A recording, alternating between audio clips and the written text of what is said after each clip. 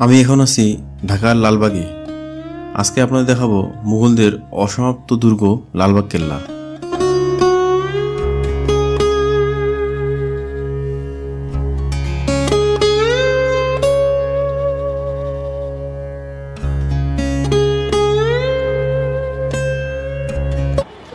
Ticket কাটলাম, ticket মূল্য হচ্ছে 30 টাকা। তো এখন সামনে যাবো মূল গেটে প্রবেশ করার জন্য।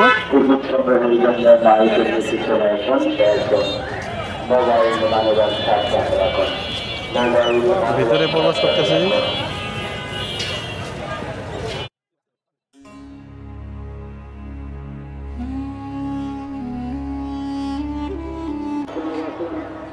সবাইকে লালবাগ কেল্লা থেকে শুভেচ্ছা জানাচ্ছি।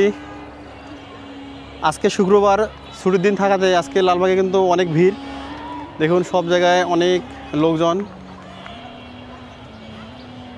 লালবাগ কেল্লা ঢাকা শহরের দক্ষিণ পশ্চিম অঞ্চলে বুড়িগঙ্গা নদীর তীরে অবস্থিত। এটির নির্মাণ কাজ শুরু হয়েছিল 1678 সালে। প্রথম সম্রাট আওরঙ্গজেবের তৃতীয় পুত্র মুঘল রাজপুত্র মোহাম্মদ আজম শাহ বাংলার সুবিধা থাকাকালীন এই দুর্গটির নির্মাণ কাজ শুরু করেন। তিনি বাংলায় 15 মাস ছিলেন। দুর্গের নির্মাণ কাজ শেষ হওয়ার আগেই মারাঠা বিদ্রোহ দমনের জন্য পিতা সম্রাট আওরঙ্গজেব তাকে দিল্লি ডেকে পাঠান। এ সময় একটি মসজিদ ও দরবার হল নির্মাণের পর দুর্গ নির্মাণের কাজ থেমে যায়। দুর্গটি হচ্ছে মূলত 3টি স্থাপনার সমন্বয়: মসজিদ, পরিবিবির সমাধি, দেওয়ানি আম বা হাম্মামখানা। লালবাগ কেল্লায় প্রবেশ করলে যেটা প্রথমে চোখে পড়ে সেটা হলো পরিবিবির সমাধি। লালবাগ কেল্লার 3টি স্থাপনার মধ্যে অন্যতম এটি। এটা হচ্ছে পরিবিবির সমাধি। পরিবিবি ছিলেন শায়েস্তা খানের প্রিয় কন্যা। এখানে পরিবিবি সমাহিত আছেন। পরিবিবি, যার অন্য নাম ইরান দুত রহমত বানু, তিনি ছিলেন শুভ বাংলার মুঘল সুবেদার শায়েস্তা খানের কন্যা। বাংলার মুঘল সুবেদার শায়েস্তা খানের মেয়ে ইরান দুত রহমত বানু বাদশাহ, যিনি পরিবিবি নামে পরিচিত ছিলেন। সম্রাট আওরঙ্গজেবের ছেলে মোহাম্মদ আজম শাহের সঙ্গে তার বিবাহ হয়েছিল। কথিত আছে 1,80,000 টাকা দেনমোহর নির্ধারণ করে 1668 খ্রিস্টাব্দের 3 মে শাহজাদা আজমের সঙ্গে তার বিয়ে হয়। এরপর তিনি আজমের সঙ্গে ঢাকায় এসে বসবাস শুরু করেন। সুবেদার শায়েস্তা খাঁ 1680 সালে পুনরায় বাংলার সুবেদার নিযুক্ত হন। তিনি ঢাকায় এসে এই দুর্গের নির্মাণ কাজ পুনরায় শুরু করেন, কিন্তু 1684 সালে কন্যা পরিবিবির অকাল মৃত্যুতে তিনি দুর্গ নির্মাণের কাজ বন্ধ করে দেন। দুর্গের ভিতরে মসজিদের পূর্ব দিকে পরিবিবিকে সমাহিত করা হয়। এরপর শায়েস্তা খান কন্যা সমাধির উপর একটি সুদৃশ্য সৌধ নির্মাণ করেন। এই মাজারটি নির্মাণের জন্য শায়েস্তা খান ভারতের বিভিন্ন এলাকা থেকে সাদা মার্বেল, বেলে পাথর সহ আরও অনেক নির্মাণ উপকরণ এনেছিলেন। এগুলো সমন্বয় করেই তৈরি হয়েছিল অন্যতম দর্শনীয় এই মাজার। সমাধি কক্ষটিকে ঘিরে রয়েছে আরও 8টি কক্ষ। এই সমাধিটি খোদাবন্ধ ওরফে মির্জা বাঙ্গালীর, যিনি ছিলেন শায়েস্তা খানের একান্ত বিশ্বস্ত সহসেনা অধিনায়ক। তার উভয় পার্শ্বে 2 অজ্ঞাত শিশুর কবর রয়েছে।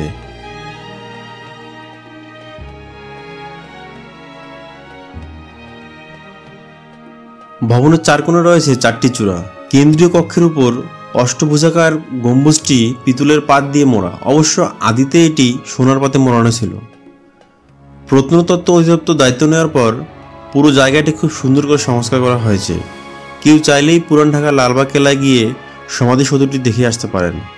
350 বছরের ঐতিহ্যবাহী এই সমাধির সঙ্গে জড়িয়ে আছে বেদনার ইতিহাস, আর আছে মেয়ের জন্য এক বাবার ভালোবাসার নিদর্শন।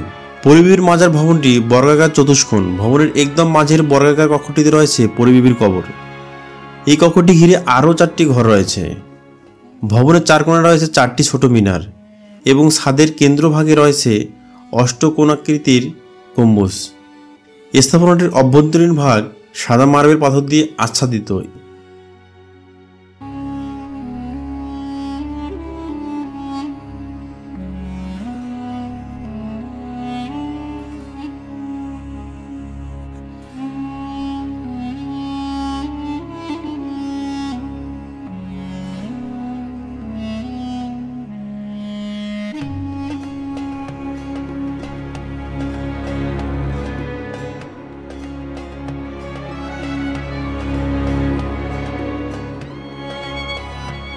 সমাধিসৌধের ভিতরে এখন সর্বসাধারণের প্রবেশ নিষেধ।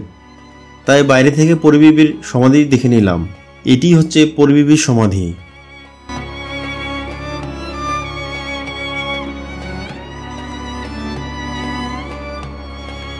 দক্ষিণ পূর্ব দিকের কক্ষটিতে আরেকটি ছোট সমাধি রয়েছে। বলা হয়ে থাকে এটি হচ্ছে শায়েস্তা খানের কথিত পালিত কন্যা শামসাদ বেগমের সমাধি।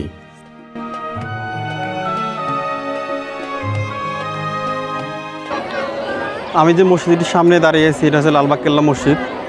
এটা কিন্তু হচ্ছে মুঘল আমলেই তৈরি এবং এখানে কিন্তু এখনও হচ্ছে নামাজ আদায় করা হয়। আজম শাহ দিল্লি চলে যাওয়ার আগেই এই মসজিদটি নির্মাণ করে গিয়েছিলেন। 3 গম্বুজ বিশিষ্ট এই মসজিদটি যে কারো দৃষ্টি কাটতে সক্ষম। মসজিদটিতে জামাতে নামাজ আদায় করা হয়। ঢাকায় এত পুরনো মসজিদ খুব কমই আছে। এটা হচ্ছে মসজিদ।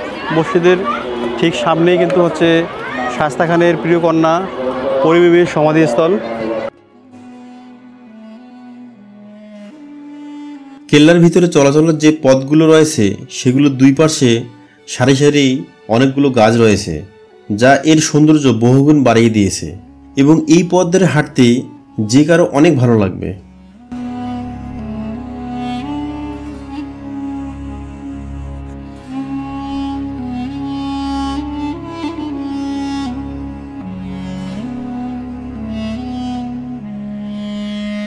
এই ভবনটি হচ্ছে দেওয়ানি আম বা হাম্মামখানা।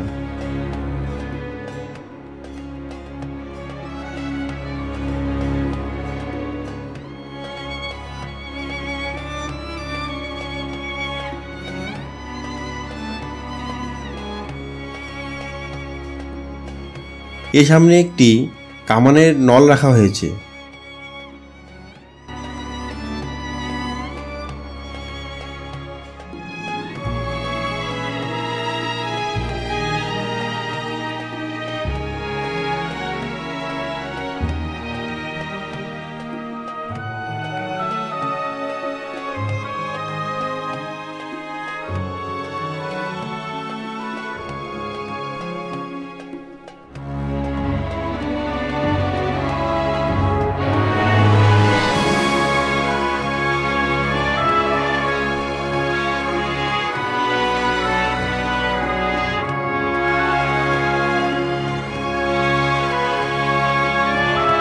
সাম্প্রতিককালে এই ভবনটিতে ব্যাপক সংস্কার করা হয়েছে।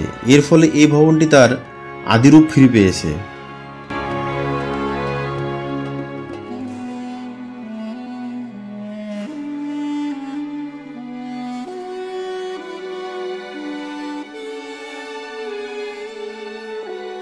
দেওয়ানি আম এবং এর সাথে সংযুক্ত হাম্মামের পিছনের অংশ। দেওয়ানি আম বাংলার মুঘল গভর্নরদের দরবার ও বাসভবন হিসেবে ব্যবহৃত হতো। হাম্মামখানা মূলত সুবিদারদের বাসভবন হিসেবে ব্যবহার হতো। লালবাগ কেল্লার এই দালানকে দুটি কাজে ব্যবহার করা হতো: হাম্মামখানা বাসভবন হিসেবে, দেওয়ানি আম বা বিচারালয় হিসেবে। এই দালানের নিচতলা ছিল বাসভবন তথা হাম্মামখানা, আর উপরের তালা ছিল আদালত বা দেওয়ানি আম। শায়েস্তা খান এই ভবনে বাস করতেন এবং এটাই ছিল তার আদালত। এখান থেকেই তিনি সমস্ত বিচার কার্য পরিচালনা করতেন। এই ভবনটি মিউজিয়াম হিসেবে ব্যবহৃত হতো। একসময় এখানে 18 শতকের মুঘলদের ব্যবহৃত যুদ্ধাস্ত্র, বর্ষামূল, বর্ষাফলক, লোহার জালের বর্ম, ছোরা ও খাপ, লোহার জালের গাত্রবর্ম, ঢাল তরবারি, সুরাহি উপকরণ, সৈনিকদের পোশাক, তীর ধনুক, লক বন্দুক এবং আরও অনেক কিছু ছিল, কিন্তু এখন সেগুলো দেখতে পাচ্ছি না। ইতিহাসবিদদের অনেকে বলেন লালবাগ কেল্লা তৈরির কাজ যে শাসক শুরু করেছিলেন তিনি থাকতেন চাঁদনী বজরায়। বুড়িগঙ্গার যে জায়গাটা বর্তমান চাঁদনী ঘাট নামে পরিচিত সেখানেই নোঙ্গর করা থাকতো ওই নৌকা। দিনের বেলা এসে নির্মাণ কাজ তদারক করতেন তিনি। এখানে অফিস করতেন। তার গোসলের প্রয়োজন হতো, শৌচাগার ব্যবহারের দরকার পড়ত। সে কারণে প্রথমে তিনি তৈরি করান গোসলখানা। মুঘলরা যাকে বলতো হাম্মামখানা। হাম্মামখানায় গরম পানি ও ঠান্ডা পানির ব্যবস্থা করা হয়েছিল। হাম্মামখানার সামনের দ্বিতল ভবনেই দেওয়ানি আম বা দরবার হল। আমজনতার সঙ্গে বৈঠক হতো বলেই এমন নাম। 1857 সালে সিপাহী বিদ্রোহের সময় লালবাগের কেল্লা হয়ে ওঠে ব্রিটিশ সেনানিবাস। থাকার জন্য দরবার হলে পরিবর্তন আনা হয়। মুঘল ভবনের গায়ে ব্রিটিশ স্থাপত্য রীতির ছাপ পড়ে। ভবনের পিছন দিকে একটা বড় সিঁড়িও বানায় তারা। দরবার হল থাকে খোলামেলা।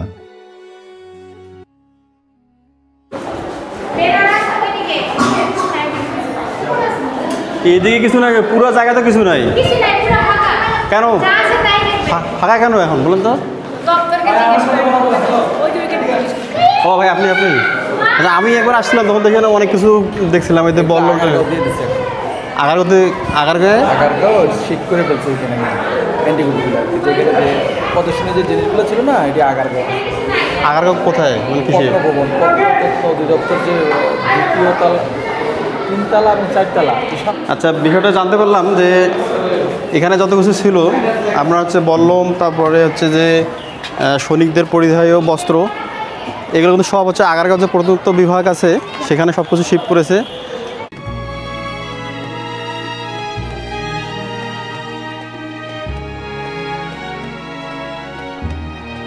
সূর্যাস্তের সময় সূর্যের আলো হাম্মামখানার দেওয়ালে পড়তে এই সৌন্দর্য শতগুণ বেড়ে গিয়েছে।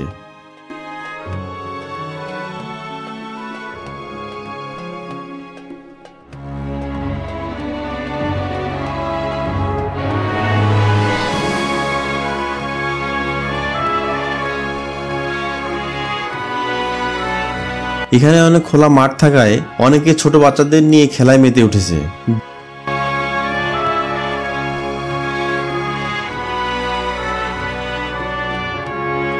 দক্ষিণাংশে সুউচ্চ সীমানা প্রাচীর বিদ্যমান। প্রাচীরটি একসময় বুড়িগঙ্গার খুব কাছাকাছি ছিল। সীমানা প্রাচীরে থাকা পর্যবেক্ষণ টাওয়ার তারই সাক্ষ্য বহন করে। শিল্পীর তুলিতে আঁকা কেল্লার পেন্টিং সেই বিশ্বাস দৃঢ় ভিতের উপর স্থাপন করে। এখন আর বুড়িগঙ্গার সঙ্গে সেই মিতালি নেই। কেল্লাকে ফেলে অনেক দূরে সরে গিয়েছে অভিমানী বুড়িগঙ্গা।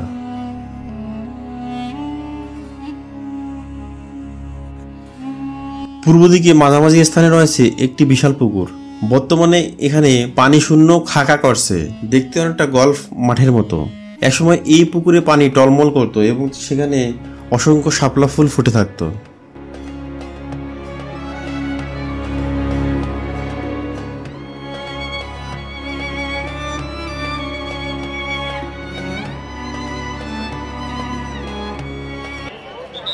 এখন বাজে 6টা।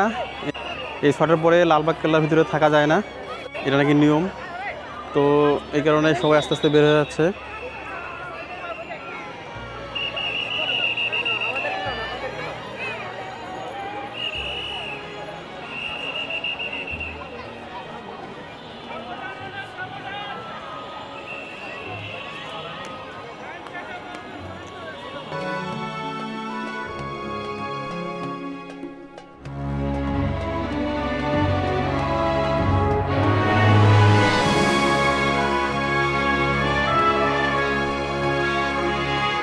মুঘলদের অসাধারণ এই কেল্লা দেখতে দেখতে সন্ধ্যা হয়ে গেল।